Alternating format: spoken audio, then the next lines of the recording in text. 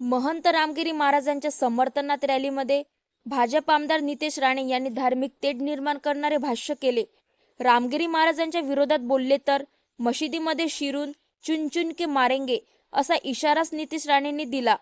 या भडकाऊ भाषणानंतर विरोधकांनी त्यांच्यावर कडक कारवाई करण्यासाठी आवाज उठवले असताना राष्ट्रवादी काँग्रेस अजित पवार गटाचे यवतमाळ येथील मुस्लिम नेते तारिक साहिर लोखंडेवाला यांनी नितेश राणेंना यवतमाळात येण्याचे आवाहन दिले आहे.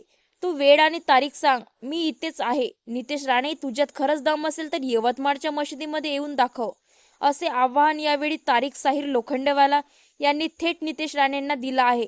पाहूया. इसलिए तेरे को जो भाषा में समझता है ना, वो भाषा में धमकी देके जा रहा हूँ।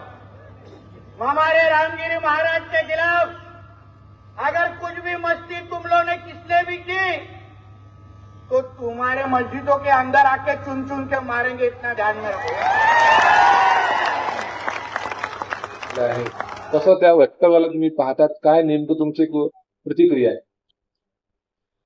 नहीं, देखिए, सबसे पहले तो मैं माइनॉरिटी का एक सदस्य होने के कारण मैं इसमें जन्मा हूँ, इसलिए मैं माइनॉरिटी के लोगों से ये अपील करूँगा कि वक्त और हालात को समझिए कि ये वक्त जो है चुनाव का वक्त है और आप ये बात समझ लीजिए कि ये आपको उकसाने के लिए, आपको गर्म करने के लिए, ताकि आप मैदान में आए, इसके लिए जो है ये इन्होंने कहा है। लेकिन मैं देश में इंसानियत पसंद लोगों से, चाहे वो माइनॉरिटी के हो, चाहे हिंदू हो, चाहे बुद्धिस्ट हो, चाहे कोई भी हो, मैं एक सवाल करना चाहता हूं इस मीडिया के माध्यम से कि धार्मिक गुरु या संत या पंत की जो भाषा है, परिभाषा, ये क्या है? ये किसे कहते हैं? संत किसे कहा जाता है, महात्मा किसे कहा जाता है? जो लोग अपने धर्म के ज्ञान को घोल कर पी जाते हैं, यानी पूरा अपने अंदर उसको भर लेते हैं, उसको संत और महंत कहा जाता है। मुझे तो ये लगता है ये रामगिरी संत नहीं बल्कि पाखंडी है, क्योंकि अगर ये वाकई धर्मगुरु होते तो उनके जबान से इस तरह से जो जहर निकला, सरवर कायनात हजरत मोहम्मद मुस्तफा सल्लल्लाहु अलैहि वसल्लम, जो मुसलमानों के नहीं पूरे दुनिया के जो है लिए रहमतुल आलमीन बनाकर भेजे गए और उन्होंने सच्चाई और अच्छाई का ज्ञान दिया, उनके बारे में इस तरह का वक्तव्य करने वाला ये कोई संत और महंत नहीं हो सकता, बल्कि ये पाखंडी है।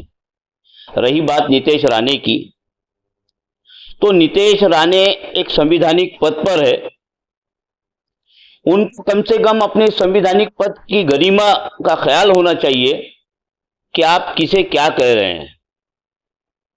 आप एक ऐसे समाज को कह रहे हैं जो बहुल तादाद में इस देश में रहता है और बाय चॉइस है। हमने खुद चॉइस किया था ये भारत में रहने का। उनसे ये कह रहे हैं कि मस्जिद में घुसकर मारेंगे। अरे नितेश राणे साहब, आपके अगर पिछवाड़े में दम है ना, तो किसी भी मस्जिद में आप आ जाइए। इतना आसान नहीं है जितना आपने कहा है। यदि वाकई आपको ऐसा अगर लगता है कि आप बहुत ही बलवान और बहुत ही शक्तिशाली है, आप गब्बर है, तो याद रखिए ठाकुर के हाथ नहीं थे फिर भी मौत गब्बर की हुई। अगर आपको ऐसा लगता है तो आप जो बॉडीगार्ड और जो काफिला लेकर अगर चलते हैं, जो बाउंसर लेकर चलते हैं, तो इनको साइड में रखिए और फिर आइए, दो दो हाथ कर लेंगे। आप जिस भी मस्जिद में चाहेंगे, जिस भी वक्त चाहेंगे, आप किसी से भी मुकाबला कर सकते हैं। मुझे नहीं लगता मेरे कौम का कोई भी ऐसा बच्चा इतना कमजोर है जो आपसे मुकाबला ना कर सके। इस तरह से वक्तव्य करना, और मैं खास तौर से हमारे गैर मुस्लिम भाइयों को भी कहूंगा कि देखिए, इनके अल्फाज, इनके जो बात करने की जो शैली है और इनके जो जुमले, इस पे ध्यान दीजिए। ये क्या चाहते हैं? ये हमारे भाईचारे को खत्म करना चाहते, जबकि आप जानते हैं और मैं भी ये मानता हूं कि ये जो राज्य है महाराष्ट्र, ये महापुरुषों का जो है धर्म जन्मभूमि है, ये जो है संतों की कर्मभूमि है। क्या आपको नहीं लगता कि इस तरह से आप पाखंडी लोग आकर हमारे बीच में जो है, जो महापुरुषों ने हमको शिक्षा दी, संगठित रहा, ये हमको तोड़ने का काम नहीं कर रहे हैं? हमारे अंदर नफरत नहीं फैला रहे हैं। तो इनका काम ही यही है, चुनाव आए तो कुत्ते की तरह बाहर निकल जाते हैं और भौंकने लगते हैं। ये नहीं देखते किस पे भौंक रहे हैं, या इनको ये नहीं दिखता कि सामने कौन है। का बयान आया ना, उसके बाद में मुझे भी ऐसा लगता है कि दो हाथ मैं भी आपसे कर लूं। वाकई अगर आप में दम है, आपकी पिछवाड़ी में दम है, तो आपकी बॉडी, आपकी सिक्योरिटी ये सब पीछे रखकर आइए, फिर मैं इंशाअल्लाह आपको देख लूंगा। मुझे भी लोग यवतमाल में तारिक लोखंडवाला कहते हैं, और मुझे ऐसा नहीं लगता कि मेरे जो है एड्रेस ढूंढने की आपको जरूरत पड़ेगी। आप आ जाइए, आपण दो हात कर लेंगे, किसमें कितना है दम ये देख लेंगे। सरकारकडून आपण काय अपेक्षा करतात? काय कारवाई झाली? आतापर्यंत अटक झाली नाही, गुन्हे दाखल झाले, मात्र अटक त्यांना झालेली नाही। नहीं, देखिए, हम भी जो है ये यूटी के एक घटक है। हमने हमारे नेताओं को ये गुहार लगाई, हमने हमारे नेताओं को ये डेपुटेशन दिया कि किसी एक समाज को इस तरह से टारगेट करना ये ठीक नहीं है।